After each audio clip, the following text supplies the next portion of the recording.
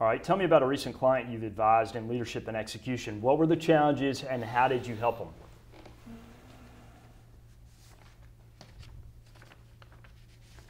So this particular client is CEO of a company that has been very successful. And they've been growing at a steady clip for about 20 years now. The CEO has been in his role for, I guess, about 8 years. Mm-hmm. But because of their success, they've realized that now they have an opportunity to extend the number of services mm-hmm. and products that they offer. Mm-hmm. And because of that, they've got the chance to grow and play at a totally different level than they did before. Mm-hmm. The CEO is incredibly strong as an operator mm-hmm. And a good, what I would call, pace-setting driver mm-hmm. type leader. And when we sat down and talked about, okay, given this new strategy, given the firm that we imagine, what's it going to take from you? You know, are you operating? Do you have the set of the series of skills, experiences, and your behavior patterns in this role to date? Have you fulfilled it? You've been incredibly successful. Mm-hmm. Is that what you need to go forward? Mm-hmm. I don't know. Let's talk about that. Mm-hmm. And as we went through that conversation, and this is a conversation that evolved over a couple of weeks as we just mm-hmm. kept exploring it, what the conclusion that he came to is that, you know, we can probably achieve most of our goals mm-hmm. in spite of me. Hmm.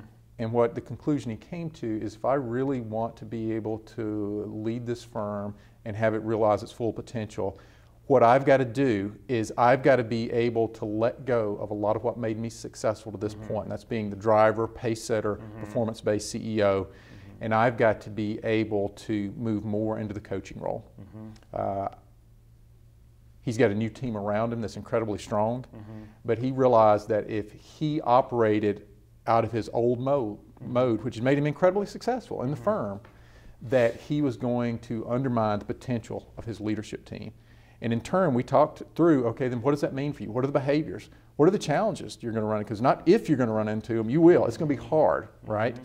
And how do you begin to mitigate those? Because when a CEO starts to fundamentally change how they operate, mm-hmm. there's risk to the firm, mm-hmm. right? It's not just discomfort to the CEO. Mm-hmm. So we began to talk about, okay, what's the plan that we're going to put in place, and what's the accountability mm-hmm. that you also want to have your management team mm-hmm. hold you to. So far, I'll tell you that there's been a lot of discomfort voiced by the CEO. Mm-hmm. At the same time, he's about 3 months into it, and he will tell you that it's some of the most fun he's ever had. Mm. So that's a good example, one that it's fun for all of us at this point, because the company's doing great, the CEO is doing great, the leadership team is opening up. It's all about the new possibilities, mm-hmm. and to me that's the subtle but important difference from when a firm can shift from solving problems mm-hmm. to then move beyond problems to then creating new opportunities. Mm-hmm. That's where the magic starts to happen. Excellent.